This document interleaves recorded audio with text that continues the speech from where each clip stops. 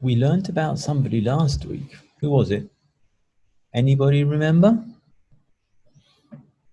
Today we're going to learn about Christopher Columbus. Let's share the screen and have a look. History, great explorers. Who was Christopher Columbus? We are going to do, our aim today is to find more about Christopher Columbus. Remember this one? Do you remember who it was? Batuta, Ibn Batuta. That's it. So this one's Christopher Columbus. Oh, very different. So when did he live? The timeline. So this one is Ibn Batuta. Ooh. 400 years later? Wow, that's a long time. Oh, there. 1451 to 1506, only 150 years later.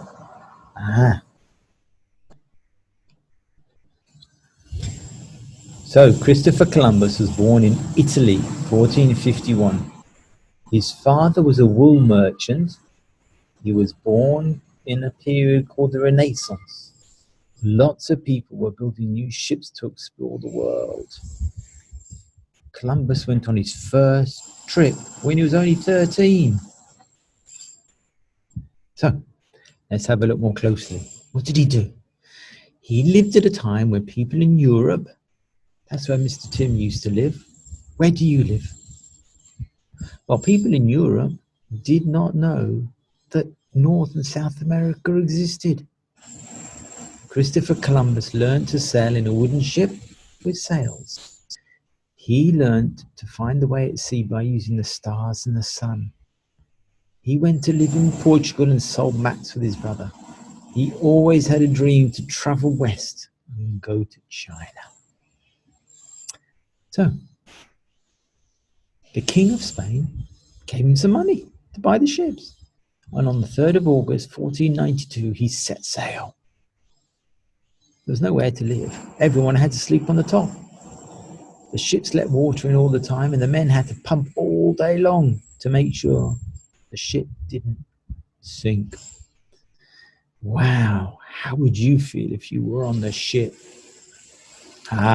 This is what he had. This is what Ibn Battuta didn't have, a compass. They were a bit worried because it took them so long and they couldn't see anything. And soon they were running out of food and water. How would you feel if that happened to you? Oh my gosh, I feel sick already on the sea. How would you feel if you were on the sea? But after 36 days, one man spotted an island. And off they went. Christopher Columbus went on to sail into Cuba, and he discovered new lands. They called it the New World. However, people did live there before them. The natives, that means the people who originally lived there, the Native Americans lived on the islands, and they were called Indians because he thought he had landed in the Indies. So, let's have a look at his ship a bit more closely. Christopher Columbus' ship was it was 23 meters long. That's not very long. No one in Europe had ever tried a tomato or potato. The sailors ate stew made from salt, meat, and bones. He had one big problem, though. One of his ships hit the reef, and he couldn't fix the ship.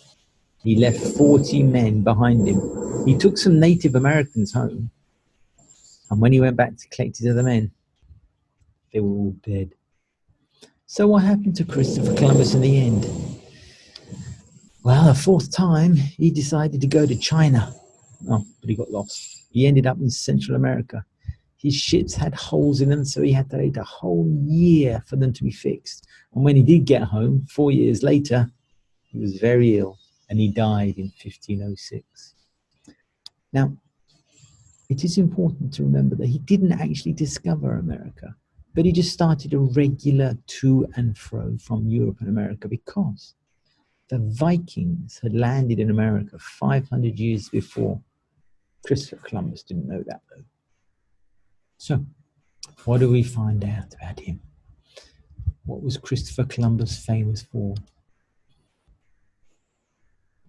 What country did he want to go to? What countries did he find? Who gave Columbus the money? What did he bring back to Europe?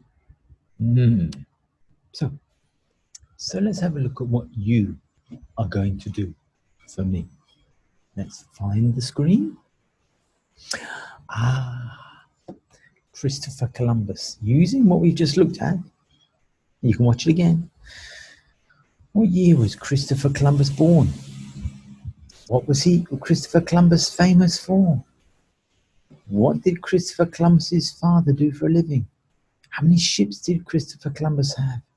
What country did Christopher Columbus always want to visit? What happened to one of his ships on his first trip? Christopher Columbus went back to collect some of his men, but what did he find when he got there? Who gave Christopher Columbus money to go on the trip? What were the ships made of? How do you think he felt when he discovered the new world? Okay, so they're your questions. Then, after you've done your questions, here you go. That's a compass. North, east, south, west. Northeast, southeast, southwest, northwest. Now, if you want to, how about making a compass? Print out sheet 3 and put it together and put the labels on north, east, south, west, northeast, southeast, southwest, and northwest. I hope you enjoy doing it and you can work out the answers.